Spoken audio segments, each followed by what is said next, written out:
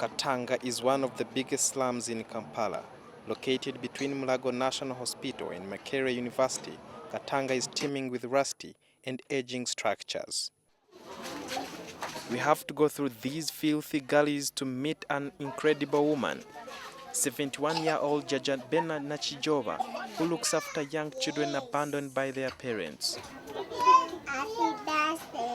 This house could pass for a spacious bedroom, but it is home to 23 children, drawn from all corners of the country. The old lady cooks and does everything else from here. On a hot day, the room is scorching. Nakijoba has no biological child of her own and has been raising such children since 1983 during the NRA war. Most of their parents fled the war and left their children behind.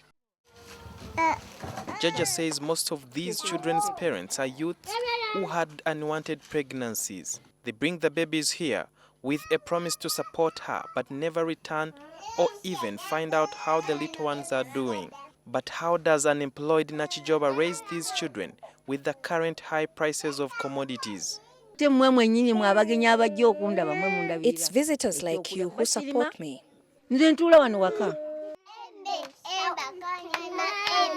Despite the odds, the children are beautiful and active. The father and mother they know is Jaja. But can one adopt a child from this lot? If you want to adopt, you can give me support in school fees or any other aid from here. The rampant cases of child sacrifice is another reason why she cannot give out any of the children.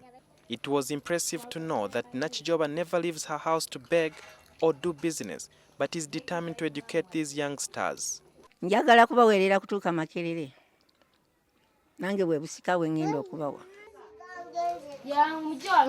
is 4:30 p.m., but it is lunchtime in this twilight room.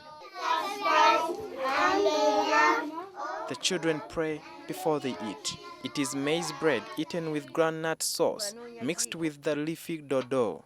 The youngest are served first, but there is no special meal for them. This is a meal taken with a lot of appetite, but with less expectation of having a similar one the next day. For such a simple meal, which the children do not like much, Jaja spends 20,000 shillings, while to prepare their favorite meal of matoke rice and beef, she needs 50,000 shillings. It's usually one meal a day in this household. One of her biggest challenges is when the children fall sick. In Mulago, I'm usually told to buy medicine. Nakijoba does nothing else but stay in this house all year round, 7 days a week taking care of children, a passion she got as a 23-year-old. She previously sold matoke or bananas in a nearby market.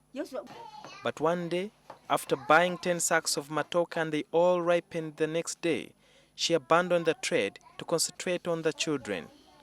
She believes this was God's calling and as such is not worried of dying before seeing these children complete school. God cannot abandon me when the children are still young like this. But her hard work is already paying off. One of the youngsters is in senior 6 and many others in secondary school, and some want to take after Jaja.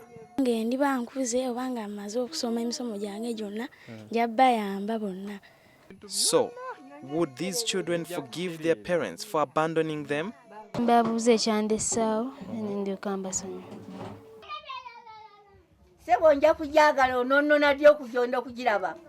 Before we left Jaja's house, a good Samaritan called her, promising to offer her a 3-bedroomed house. Nakijoba now has grandchildren. Over 100 children have gone through her hands, but only a few return to see her or even appreciate her work.